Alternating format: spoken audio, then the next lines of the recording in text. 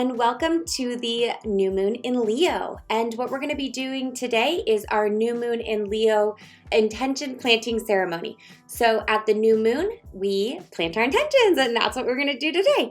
So this one, I'm just going to cut right to the chase because it's summer, and I'm sure you guys all have a lot of really fun and exciting things to do, but we are going to get into the ritual. So, as a reminder, if you are a Lunar Manifestations member, you can download the Square of Life bonus training in the bonus training section. And I put all 12 of the new and full moon Square of Life. I printed up some little PDFs for you guys to have in there, so that you can print them out and have them in your office, on your wall, wherever you want them. But I made them.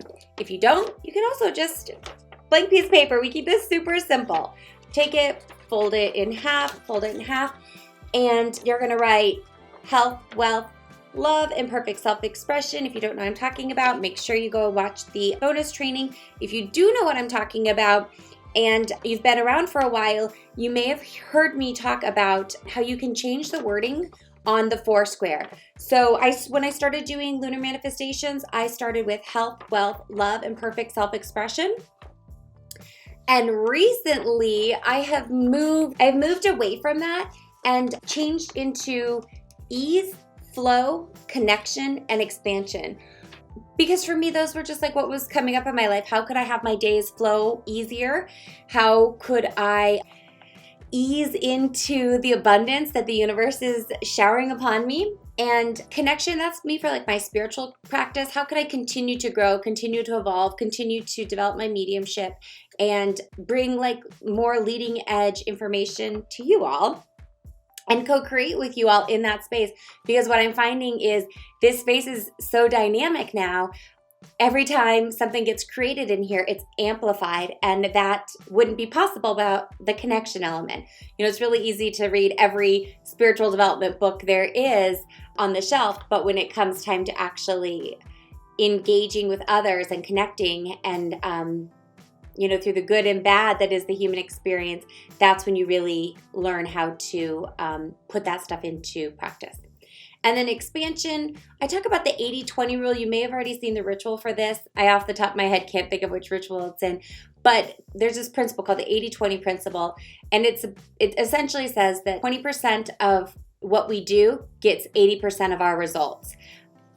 And it's true for the spirit. So when I was first learning about that principle, I realized that it also applies to spirit. And so actually 80% of our spiritual essence is still up in the ethers, and only 20% is down here within our conscious frame. So at any given moment, if we're in our conscious brain, if we're in our thinking brain, our analytical brain, we're actually only accessing about 20% of our spiritual brain, or of our spiritual essence, if you will. And so for me, expansion, I wanted to do the best that I could to reverse that and to get into 80-20 as much as possible, meaning using 80% of my spiritual connection while here in the physical. But as a wife and a mother and business owner, it's not always possible, and I'm sure you probably have similar experiences in your life. But again, I just wanted to offer that up to you, that you could use some new words: ease, flow, connection, and expansion. You could also use health, wealth, love, and perfect self-expression. Send me a message and tell me what ones are coming up for you, because I really, the bedrock of my mediumship is the belief that we can all do this and we all have spiritual gifts. It's just a matter of tapping into them. And so I don't like to teach a one-size-fits-all approach. In fact, I think that every one of you has something that is just right for you. And the more you listen to yourself and allow that to come up and then share that with confidence, the more you'll grow in your spiritual gifts and the more you'll contribute to the world around you. And I definitely want to hear what your words are. So I know a lot of you guys have heard me talk about being a high school teacher for 10 years. And it was actually 12 years, too, I did in curriculum development, but I was out of the classroom. And I really miss that. And I really enjoyed this space because I learned so much from you. So if you've got something, a 4-quadrant that you're just really excited about, let me know and I'll share it with others. Or if you just want me to know, send it to me and I will be so honored to look at that. I'll put an A+ on it. Mrs. Seibel approved. Okay. So make sure that you do those. And during the next 2 to 3 days during the new moon phase, you're going to want to plant your intentions. Now you can do 2 things on here. You can do a 2-week manifestation and then a 6-month manifestation, because as we've talked about, things unfold. Like micro manifestations will happen in about 2 weeks. Macro will happen over the course of 6 months. So for example, I just had a really great micro win, which was we got a bill for a water heater in a rental property that we had to pay. I was like, oh man. And I, did my manifestation magic, and I was like, what would it take for the universe to have my back on this and take care of this for me? And it did. So within about 2 weeks between the last new moon and the Capricorn full moon, it was taken care of. So that's like a little micro win that you might want to put down on there. Like if it's for wealth, if you've got something coming up that you really need, like a hard deadline, a new client, a new offering, just anything, just whatever you've got. House payments, anything like that. Put it in there that like if there's a short-term deadline that the universe can support you on. And then if it's something like longer term, like a 6-month, you'll write that down there as well. So I guess I could show you this one. Oh, you guys get to see my personal one.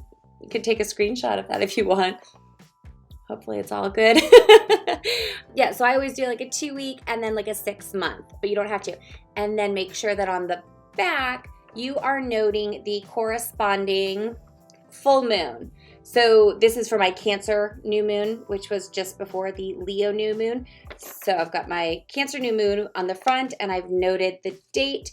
And then on the other side, I have the Cancer full moon and when that date is. So that's going to be coming up. So because we are in the Leo full moon, you're going to look 6 months ahead and note the date.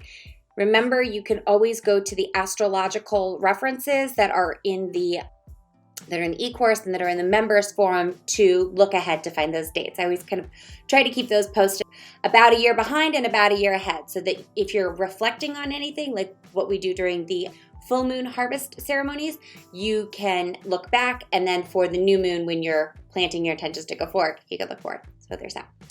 Okay, so I'm just going to take a few more minutes to talk about the energy of the Leo new moon, and then I am going to send you off with love and light to plant your intentions.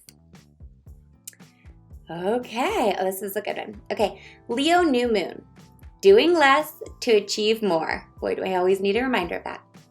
There are many modes of manifesting, but the difference between efforting and allowing is trust that the universe has your back.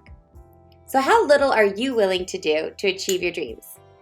In our modern world that moves at a lightning pace, expects us to be on 24/7, constantly moving, achieving, and angling to meet deadlines, beat the competition, and outmaneuver anyone who we perceive to have what we want, or, heaven forbid, be ahead of us.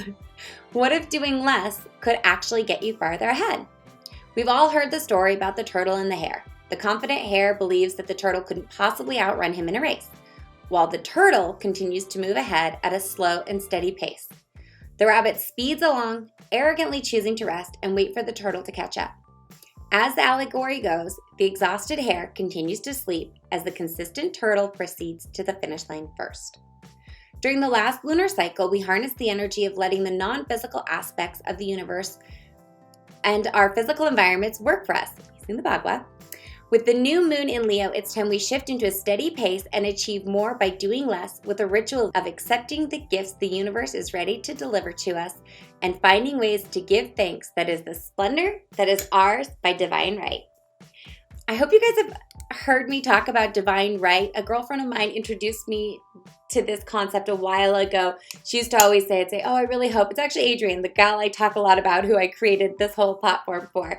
Which, if you ever think that like you can't achieve your dreams, just focus on changing something for the better for one person. And if you focus intently on doing something really good for one person, chances are that will ripple and that will be magnified, because you will put so much love and so much effort into it that it'll flourish.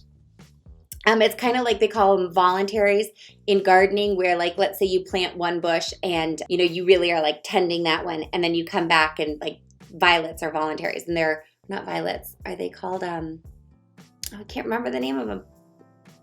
Not violets. Oh, they're the really cute ones that are on Alice in Wonderland, and they kind of look like cats. Like, they look like they might have whiskers. Oh, I cannot believe this. We had them all the time growing up. I can't think of them. Send me a DM on what they are. Send me a message because I cannot remember. But anyways, they're volunteers when you're focused on the one thing that you've planted and then all this other good spreads and pops up voluntarily because you were so busy tending that one plant or that one seed or that one person's dreams with so much love and intention that by virtue of doing that, the universe took note and more spread. So I can't even remember how I got on that tangent. But essentially, the more love we're able to put into one thing with intention, the more things can voluntarily spring up in our periphery without us having to outmaneuver or outthink or outwit or angle or work hard to get it. So I'm going to leave it there.